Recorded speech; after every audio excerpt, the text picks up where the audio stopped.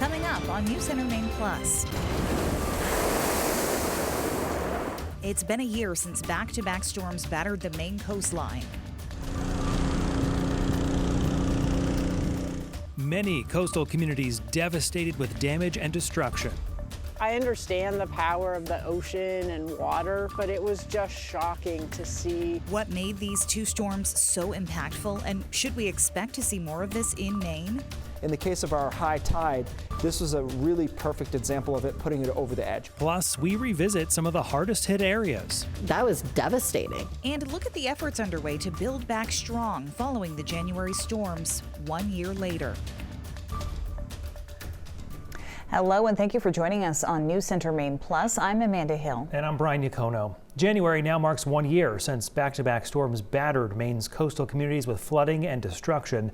The state of Maine estimates the two storms caused about $70.3 million in damage just to public infrastructure. In the next 20 minutes, we are revisiting some of the hardest hit communities to see the difference a year of recovery made. We're also talking about the efforts being done to improve Maine's coastal resiliency and whether more storms like these are in Maine's future. So we start with a look back. Communities around the state braced for that 1-2 punch, but couldn't predict just how much damage they would be left to clean up. Here's News Center Maine's Chris Costa. Good afternoon, everyone. When you tuned in 1 year ago, this is what you heard. And it's going to pour, and it's going to be going sideways too. And it's going to be a sloppy, slushy mess.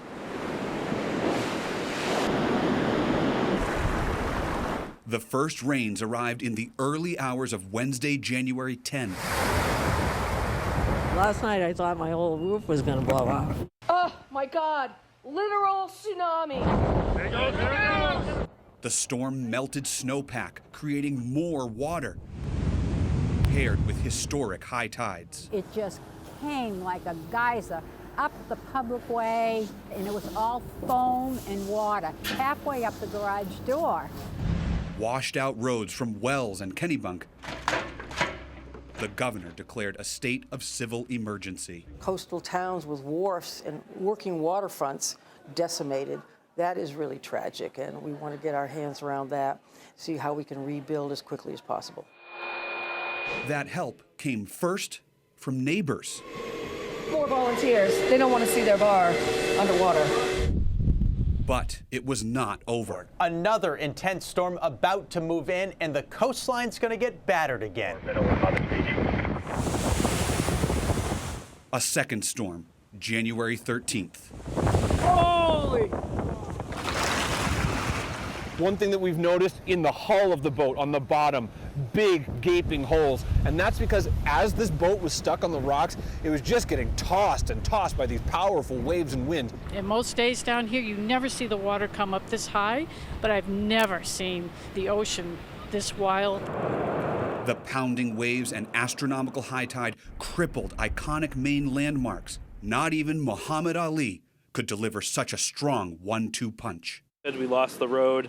All of our beach access roads are currently flooded and shut down. Rebuilding from back-to-back brutal storms was a kick in the gut and the wallet. Some small businesses are still trying to recover. There isn't much we can do. You know, the floor floats, we dry it out, and we put it back together. For News Center Maine, I'm Chris Costa. Now, following the storms, Governor Janet Mills sent a request for a major disaster declaration from President Joe Biden. And Governor Mills sent that letter to the president on February 23rd. A few days later, on the 28th, Maine's entire congressional delegation wrote a letter to the president supporting Mills' request and asking him to approve the declaration. President Biden officially sent a letter of approval about 2 months after the storms hit, March 21st. It unlocked federal assistance to cover some of the cost of damage caused to personal homes and properties in 8 coastal counties: Washington, Hancock, Waldo, Knox, Lincoln, Saginaw, Cumberland, and York. The assistance was also approved to help with infrastructure repairs, such as a small part of a popular trail in Bar Harbor.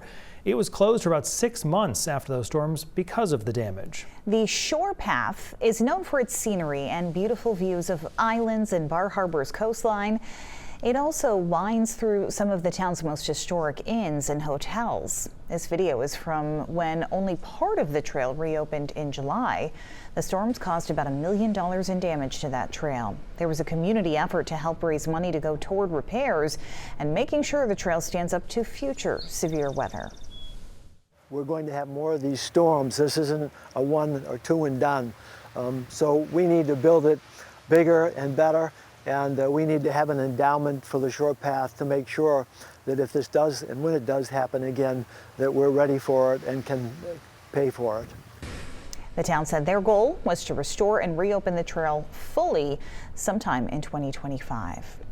Meanwhile, Seawall Road in Southwest Harbor was another area on MDI that washed out during the January storms. A portion of a key road closed off for months after. Now the road has been temporarily repaired, but the town is still figuring out a long-term solution.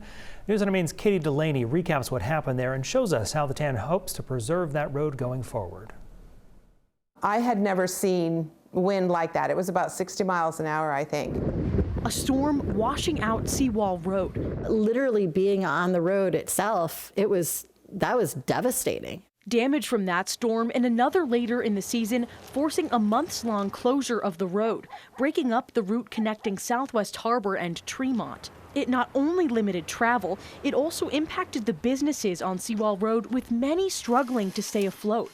Charlotte Gill, owner of the Seawall Motel and Charlotte's legendary Lobster Pound on the road, says business was down up to 70% in the beginning of the summer. It was really, really challenging. For other residents like Debbie Estep, who lives on Seawall Road, losing access to the scenic drive was disappointing. It is just a very special place. It's Mother Nature, it's wildlife. In July, the community rallied to reopen the road. After the Maine Department of Transportation announced it wouldn't be making long-term repairs until the spring of 2025, local contractors decided to fix the road temporarily to open it back up to traffic. It was a dramatic difference, and it was immediate. Business started coming back. People started coming back over to this side of the island. Now, the town is working out details with the Maine DOT and the National Park Service to determine who will pay for repairs going forward. And we really want to make sure that Seawall stays open and is repaired in a more permanent way. The Maine DOT proposes that future costs of repairs beyond 2025 should be shared 3 ways. In a statement, the DOT said it is committed to repairing Seawall Road and improving its resiliency to protect it from future storms, and is prepared to do the work this year. But it won't start rebuilding the road until an agreement on future repairs is made. Southwest Harbor Town Manager Karen Redderson says she's open to an agreement. Our community really consider this a vital path, across between the two towns. Critically important for our economic stability, for our tourism impact, for that public safety.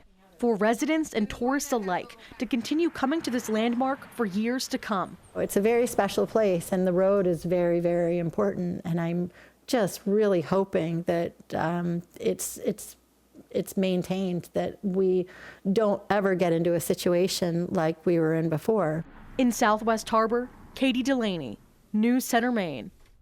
To put the magnitude of these storms into perspective for you, here are some numbers to consider. The second storm in January broke the all-time high tide record in Portland, reaching 14.57 feet. The previous record was 14.17 feet from a blizzard in 1978. As mentioned earlier, Governor Mills' administration estimates the storms together caused about $70.3 million in damage. State lawmakers have approved a total of $60 million for recovery efforts. January 13th was a Saturday. We were all hands on deck, though, here to cover that storm. Meteorologist Keith Carson was out in the elements all morning. He joins us now with more on the science of all of this. You were out there. You were on, was it Wharf Street in Portland? Yep. You were amid the flooding, the rain, the wind. Was there anything that really stood out to you about this storm? Yeah, so on the ground, the thing that stood out to me was it was pretty tame wind-wise. I mean, in Portland, we were gusting 30, 35 miles an hour, something like that. And we weren't really even driving all that much rain. Most of the rain had been earlier in the day. So as we approached what ended up being this record high tide, it was otherwise fairly calm. It was just that the water kept going, and we knew based on the previous gauges that we were very likely to break the record pretty early on. But during the storm itself, people were walking around. I mean, they knew what was going to happen and they were looking at it. So it wasn't really that ferocious kind of on the ground at that time. That said, certainly different to forecast. You guys are used to these January storms that are snow. What were some of the contributing factors that you were watching leading up to this? Yeah, so it's important to remember we had 2 of these within 3 days. So they were within a couple of days. We had a big wind and rain storm prior. I believe that was a Wednesday or Thursday. And then this one was on a Saturday.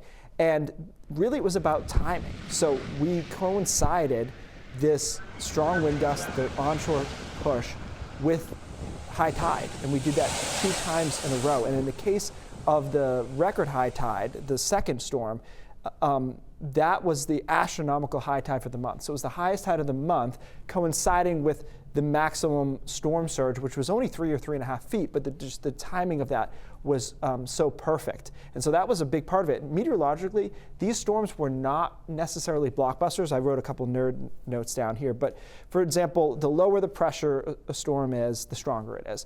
And so this was a 981 millibar low, but for example, Nemo, that big winter storm we had in 2013, was a 968, so it was way stronger. So it was just a lot of it was about the timing of this relative to high tides. That said, when you look at some of these factors, do you see this happening again?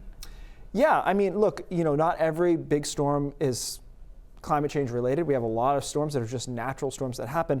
In the case of our high tide, this was a really perfect example of it, putting it over the edge. It would have been a big storm. It would have been a storm where we had a high surge. But from 1978 to 2020, the sea level rise in Portland was 4.9 inches. And we beat the all-time record by 4.8. So we wouldn't have done it if it weren't for that sea level rise. So I think going forward, obviously, we've got that extra amount of sea level, and then we've also got these astronomically high king tides. So if we time those up with a big storm, it'll be easier to break records than it was in the past. So we know the tides are rising, but as long as we're paying attention to the high tide as well. Timing. Yeah, it's timing and luck, good or bad, that comes down to. All right, Keith, thank you. Now, the state has developed a program to help with the mental toll that storms like these can take and to increase Maine's resiliency. And so if you watched the waterfront property that your family has utilized for generations fall into the water, there's a grieving process. The program is called Strengthen Me, and it was initially created to offer Mainers mental health resources during the pandemic. Well, now part of its outreach includes to people struggling in the rebuilding process since the storms, which isn't just physically taxing, it's also emotionally taxing. Workers are actively present in communities to meet people where they're at and to offer emotional support. They can also link people to recovery resources that are available. Support is 100% free and confidential. You can learn more about this by visiting strengthenme.gov. Well, in countless harbors, coves, and waterfront communities, January storms took a particularly devastating toll. As the ferocious wind and waves wrecked docks and fishing wharfs, a new reality forced difficult decisions for one lobstering cooperative and for government agencies and businesses. News Center Maine's Donovan Lynch reports. Michael Pryor says the destruction came with a rolling wave from the east. Everything was lifted and moved. There was no saving it. 2 storms last January wreaked havoc on the New Harbor Co-op, where Pryor serves as president.